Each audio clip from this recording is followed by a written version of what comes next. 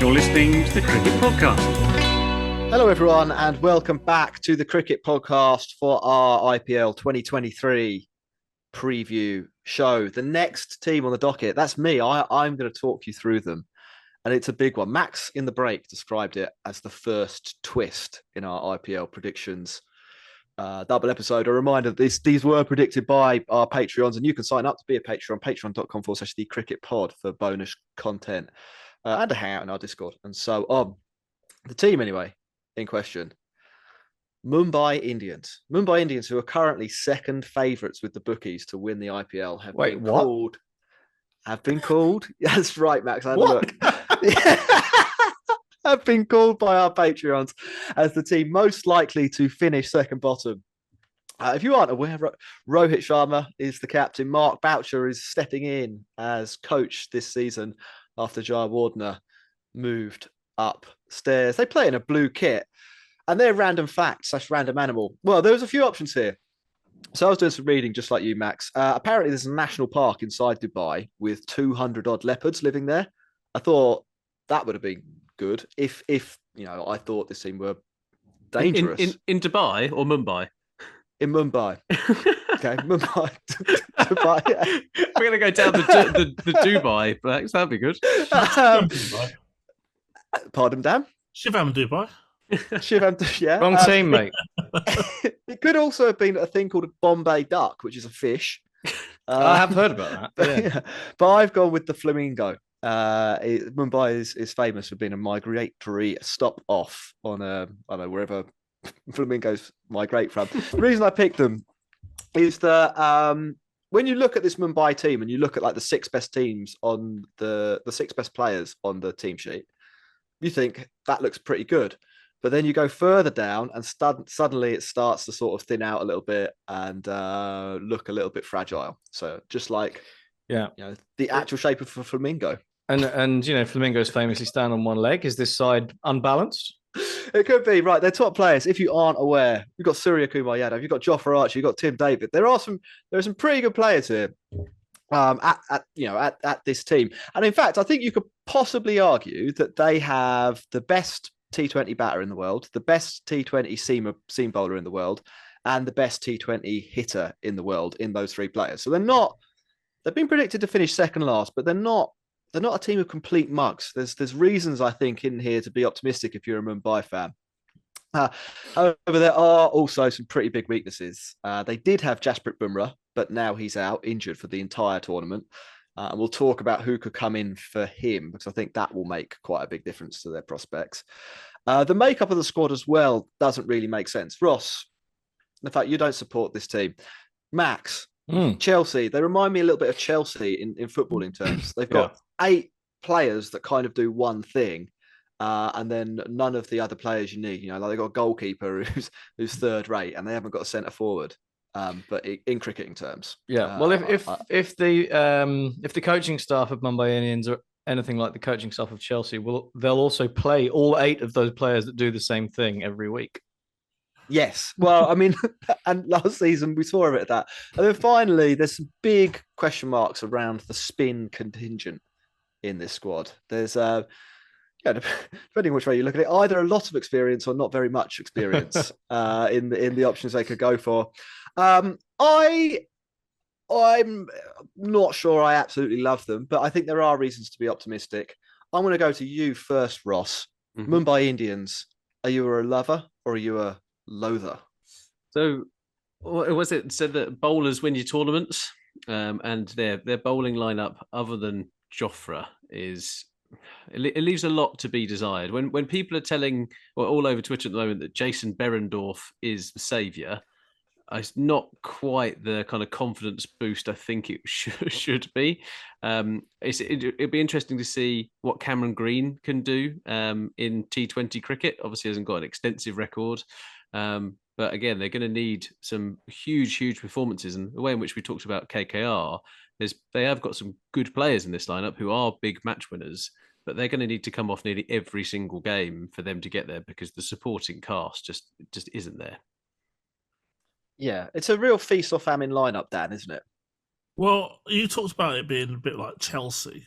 I'm going more sort of 2005-esque Galacticos Real Madrid, where they had like R9 Ronaldo, Zidane, Roberto Carlos, David Beckham, some absolute like amazing household names. But then they also had Thomas Gravison, Jonathan Woodgate, and Julien Faubert. Is Cameron Green going to get sent off on a golden duck on his debut? Yeah. So like it's kind of like you have to spend a bit more on sort of some more balance in their squad, really. And this is it. And this is the problem that they face in that they spent almost 50 crore between Rohit Sharma, Ishan Kishan, and Cameron Green. Throw in the money they spent on Archer and Bumrah as well, who have had obviously injury problems as well. I mean, it's not surprised you've got like a load of no marks filling up the last sort of 3-4 spots in the starting 11. Or I'll say it was a bit unkind to say no marks, but players who are very unproven at this level and ultimately probably wouldn't have received a lot of demand from other franchises. And that's the big problem, and that's a strategic planning error, I think, from Mumbai, who've had a lot of credit for this type of stuff over the years. But I think now we're sort of, at least for me, I'm thinking, were they just lucky in the early years? There's an argument now that Rohit has passed his sell-by date and certainly not producing the returns which are in line with a player of his salary. Certainly, Ishan Kishan is still on the way to proving himself. And again, a very high price tag. And it was so obvious last year in a mega auction. If they had spent anything around 10 plus crore on Ishan Kishan, which he was always going to cost 15-ish or more, that it was basically impossible for them to construct a good bowling lineup. And so it proved. And it's even worse this year. Now, they don't have Bumrah. I mean, the dream would be 8 overs from Bumrah and Archer, but will they ever do it? I don't know.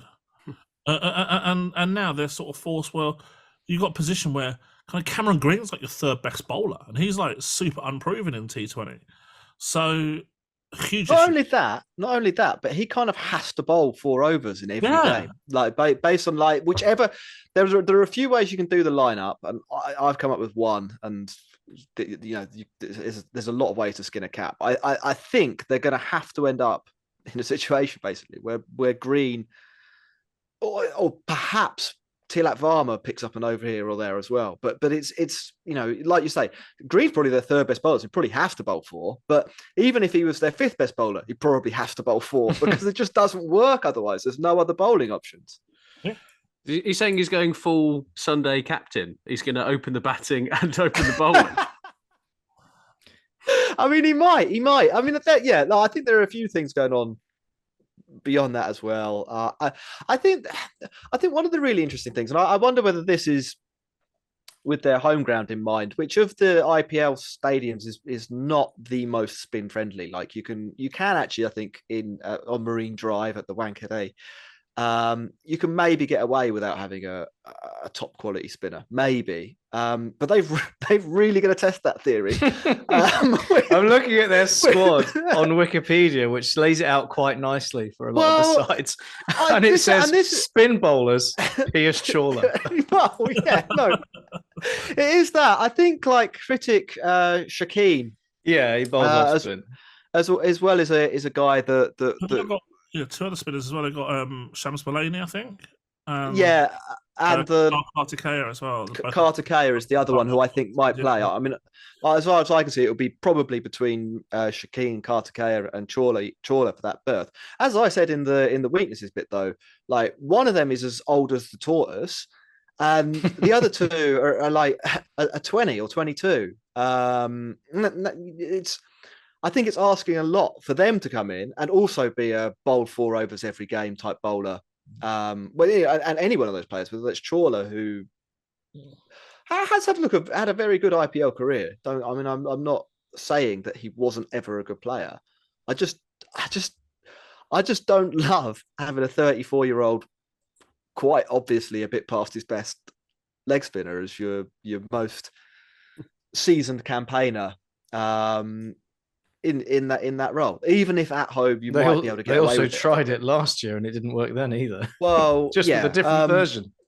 I think it's a bit of a mess. As I said, any team, I think they're a bit better off than KKR because they do have, I mean, like Tim David and Sky and, well, Archer.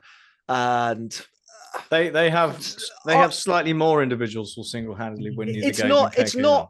It's not completely inconceivable that Ishan Kishan rediscovers some form. He got double century the other day. Like the guy can play. It's not inconceivable that he regresses back up to the mean. Maybe it's not inconceivable that Rohit Sharma has like an okay year. Averages 30 at 130. Like contributes to the team. These are things which are, I think, more within the realms of possibility than Dre Russ gets 70 or 40 balls in every single match. But you're asking a lot, and you're asking for these things to happen without the wheels coming off on the other end. And I think there's a huge amount of risk in this bowling attack, and I don't really know how it works. One thing I do want to ask, and I think there's a pretty obvious question to answer to this, is Bumrah is out. That gives them a chance to go back into the auction pool and pick a domestic pacer. I've got someone who I think they should have their eye on. Mm-hmm. Does anyone else know who I'm thinking of? Well, I think it's going to be the leading wicket-taking bowler in IPL history, isn't it? In Sandeep Sharma. Yes. I don't know if that's correct, what you just said there. Do you mean in the power play? In the power play, yeah. Yeah, because you said the leading wicket taker in the IPL. And, I meant it. Maybe my brain just stopped. Quite the upgrade, that, isn't it? I've got Sandeep Sharma down as well. And look, it's an assumption. We don't know what they're going to do. No, I'm actually suggesting that they get massive Malinga out of retirement. Why not? Dan, do you think that makes a material difference to the team if they call up Sandeep? Look, I thought Sandeep Sharma would get picked up by someone in the auction. I was really surprised, actually, that he didn't, because when he did play for PBKs last year, he was fine. And as you mentioned, he's kind of a face specialist as well. So, look, kind of does make sense whether they go down that road. I think that they kind of, a lot of the time now, they're looking at they'd rather pick like a 19-year-old who hopefully that they can kind of punt on a little bit. And it wouldn't surprise me if they did that either. Unless, of course, Arjun Tendulkar is. This is the year of Arjun Tendulkar. Yeah, it could well be. It is the year of Arjun Tendulkar. I'm telling you. There's some ludicrous takes about him coming in to play in this team. When I say the year, I don't necessarily mean the year that he makes his name as a quality cricketer. But it might be the year he plays. I reckon he's going to play maybe this year. Yeah. I genuinely think so. Man, I think the wheels would have come so far off if that happens. He's playing as a batter now for like a second rank Ranji team. I don't, maybe not a batter, but an all-round. Scored a ton though, didn't he? He did get a ton, yeah, in Indian first class cricket. I don't see it happening. You mean for Cameron Green is the only way they get Berendorf in their team, I reckon. Well, all right. Let's do a quick run through of an 11 then. Then we'll say whether we agree with the predictions. It's a pretty tough one to do, and it's even tougher when you start trying to wonder how they're going to use the impact sub, and there's like a bunch of players in this team who probably can't even justify their selection in the squad based on the possibility that they might come off the bench. Like I really am I'm really up on half this team and really down on the other half. It's a strange one. Anyway, this is what I've got: Rohit and Ishan. I had Cam Green at 3, Tilak Varma at 4, Surya Kumar Yadav at 5, which I know is a waste, but I can't see how else you sort this out. Tim David. And then I've just sort of got a list of bowlers here in no particular order. Jofra Archer, Piyush Chawla, Carter Kea. This is a curveball, Dwan Janssen, Sandeep Sharma. So Dwan Janssen, I think in that team bats up above Archer. Just to clarify, who for overseas? So I had Archer, David, Green, and Dwan Janssen. So you missed out on Tristan Stubbs. No Tristan Stubbs. Well, this is the other thing. I can't see how'd you get him in? Yeah, that's why I'm not saying here that I think Janssen is the answer. I'm saying that he can bowl a bit and he can hit a bit, and he can bowl a bit of seam as well. Like, there's traded Jason Berendorf. The whole of the Twitter reaction was that he was like the next coming of Lasith Malinga. So surely he has to play. Well, I don't see how that works. No, it's tough, right? Yeah, it's really tough. Because you actually need somebody who can bat a little bit. I think if you're going to play those bowlers, because none of the others can bat, unless you want to make Archie your number 7, which is pretty bold. And like, there's not a lot of bowling at the top of the order. I mean, I don't know. I don't know if you had if anyone wants to change that. I think what I will say, I'd be really surprised if they played a consistent 11. I think they'll play a team, it will have a problem with it. Then the next game they'll change it completely. Well, they did that last year, didn't they? Yeah, that was what their approach was. Yeah, and then the next game it will be a different problem. Like, it's just these players they don't solve the problems that you need to solve in a T20 team. They basically got 3 overseas batters who do the same thing. Well, this is it. Yeah, this is the Galacticos point, except that at least the Galacticos and you've got Suryakumar Yadav on top of it. Out of position. It's madness. I think this really does go to show as well how ludicrous their bid for Cameron Green really was, and how even if he becomes the second coming of Andre Russell, it's still a really bad piece of business, because what they should have done was like slash the cost on a Green and spend it on a domestic bowler, the best domestic bowler who was in the pool. So unfortunately, they were just like, we're not going to spend that on Shivam Mavi. Well, yeah, they've been better off spending 50 lakh on feeding Kerr and then spending the rest of the money on like 2 domestic paces. The difference. Yeah. But look, they didn't, and they're stuck where they are. I think they'll be quite a fun team to watch. I think there is, like I say, I don't think we'll get to. I agree with the Patrons. I think they're going to be down the bottom of the table. I do think they have routes to the playoffs, though. I think crazy stuff could happen with this team. I think there's enough. They put out Rhodes at the Wanker Day and bash 240 every week. Well, it's not. I don't think it's a high chance. I'd say that there's an 85% chance they don't make the playoffs and a 15% chance that it all comes together.